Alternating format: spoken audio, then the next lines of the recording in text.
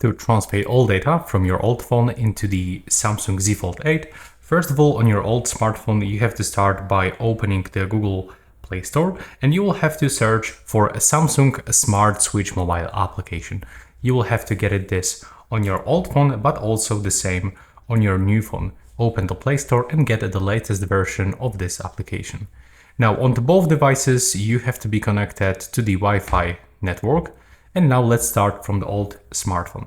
Scroll down and click continue. We have to grant all of those necessary permissions. So click continue and now slowly accept everything.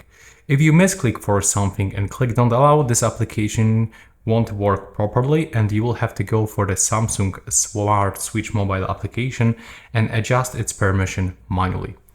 But now if you do this slowly, you have to just accept everything. And in this case, I have to go for the app usage data of the Samsung Smart Switch and I have to click allow. Then I will have to go back. I have to click on the settings and just do this for almost every permission. So let's keep going. Now we have to click to let's go. Then open this application on the Z Fold 8. Scroll all the way down, click continue, scroll all the way down and just accept all of those permissions. Now select receive on this phone, select a source, so in this case a Galaxy/Android. This is what we are using, and now align the QR code of your Z Fold 8 with this frame on your old phone.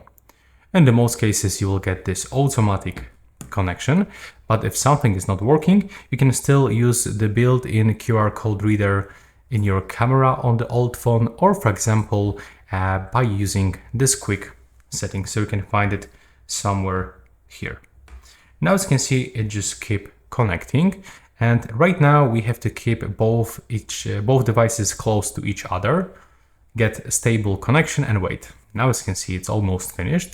So we can just take everything from this old phone, and this is the site, and it will take around 1 hour and 31 minutes because there's like a lot of items to transfer.